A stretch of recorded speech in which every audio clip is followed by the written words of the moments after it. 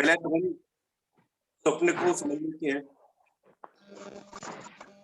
बुद्धेन धम्मा के पृष्ठ 9 पर ऐसा जी भविष्यवाणी स्वप्न के संबंध में है। मैं उसको पढ़ के बता देता हूँ। महामाया ने शुद्धोधन को अपना स्वप्न बताया था। अब स्वप्न की व्याख्या करने में राजा असमर्थ थे। राजा क्या थे? असमर्थ।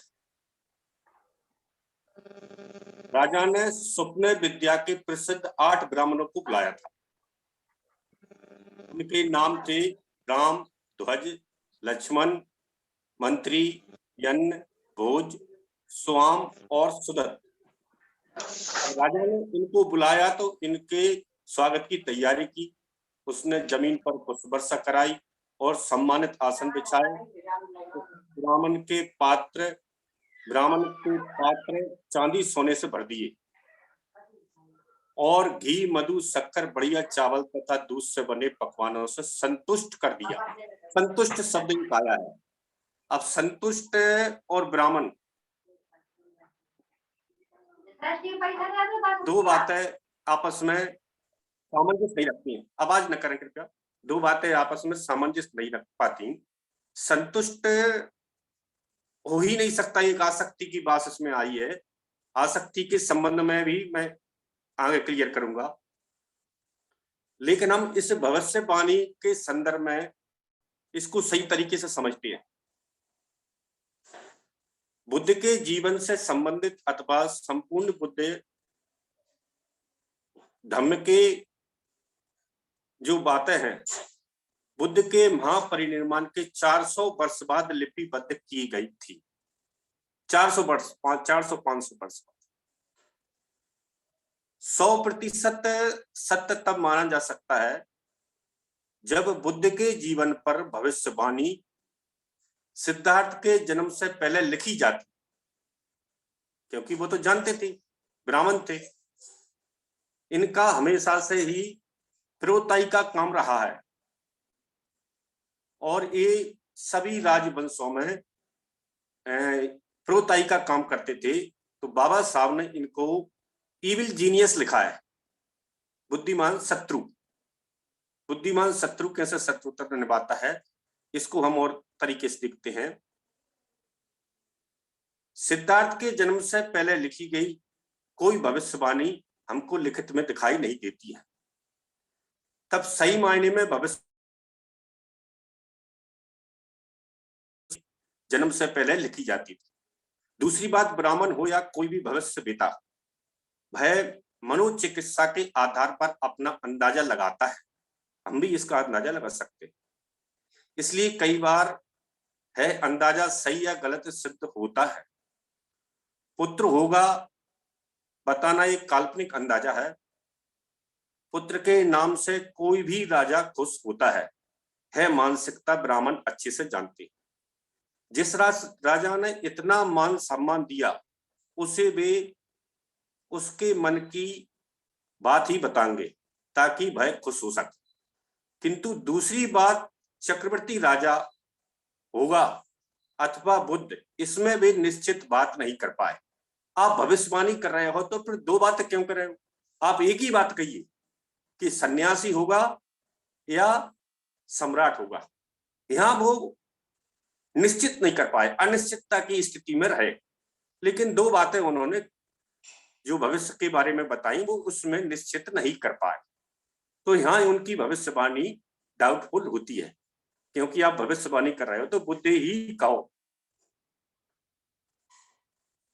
है करना बहुत बड़ी बात नहीं, वह सन्यासी बनेगा अथवा नहीं, है भी निश्चित नहीं कर पाए। इसे भविष्यवाणी नहीं कहती, इसे अंदाजा कहते हैं। वैसे हमने देखा है पुरानी बुजुर्ग महिलाएं गर्भवती महिलाओं के कुछ लक्षणों को देखकर ही पहचान लेती हैं तथा 5वें माह में माता के शरीर के कुछ लक्षणों के आधार पर बता देती हैं कि लड़का होगा या लड़की होगी। ये हमारी पुरानी जो बुजुर्ग महिलाएं हैं वो आसानी से बता देती हैं। तब हमारे घर की बुजुर्ग महिलाएं ही बता देती हैं, तो इसमें अन्य किसी जानकार लोगों का ऐसा कह देना भविष्यवाणी नहीं मानी जा सकती। सिद्धार्थ के भविष्य संबंधित अंदाजा लगाने वाले एक और प्रसिद्ध ऋषि थे। बौद्ध साहित्य के अनुसार असित मुनि जो सिद्धार्थ के जन्म के समय हिमालय की पहाड़ियों में पर रह रहे थे, असित मुनि ने सुना कि आकाश स्थित देवता बुद्ध शब्द की घोषणा कर रहे हैं। उसने देखा कि भाई अपने वस्त्रों को उछाल उछाल कर प्रसन्नता के मारे इधर उधर घूम रहे हैं। तब असित मुनि ने समस्त जम्बूद्वीप पर अपनी दिव्य दृष्टि डाली तो देखा कि शुद्धोधन के घर में एक दिव्य बालक ने जन्म लिया है और देवताओं की भी इतनी अधिक प्रसन्नता का यही कारण है। प्रथम इस विधान की चिकित्सा करना आवश्यक है। अब ये दिव्य दृष्टि है, इसको भी समझना हमको बहुत जरूरी है। असित मुनि ने आकाश स्थित देवताओं की घोषणा सुनी। प्रश्न है निर्माण होता है कि क्या देवता लोग आकाश में रहते थे? अब ये डाउटफुल होती है, लेख ये कैसा होता है? डाउटफुल। तो इसका उत्तर है नहीं, किसी का भी आकाश में रहना संभव नहीं, क्योंकि बुद्ध कहते हैं कि जो बात विज्ञान सम्मत ना हो वह बात बुद्धिज्म की हो ही नहीं सकती। रहना संभव नहीं सिवाय ग्रह और उपग्रह के, क्योंकि सभी ग्रह सूर्य के गुरुत्वाकर्षण में बंधे उसके गोल घूम रहे हैं। तो उपग्रह अपने अपने ग्रहों के घर्षण में, बाकी सारी धरती के जीव पृथ्वी के गुरुत्वाकर्षण की शक्ति में बंधे हैं। किंतु देवताओं के बारे में ऐसा क्यों कहा जाता है कि वे आकाश में रहते थे? वास्तव में वे उत्तर भारत के उन पर्वतों पर रहते थे जो गगनचुंबी हैं। पर्वतों पर रहने से आकाश में रहने का ही आभास होता है। इस बात का हाल ही में हमने भी अनुभव किया है। उत्तराखंड की पहाड़ियों में हमारे चंद्रहास गौतम साहब बैठे हैं और बुद्धायन धम्मा में एक जगह इसका उल्लेख भी आया है।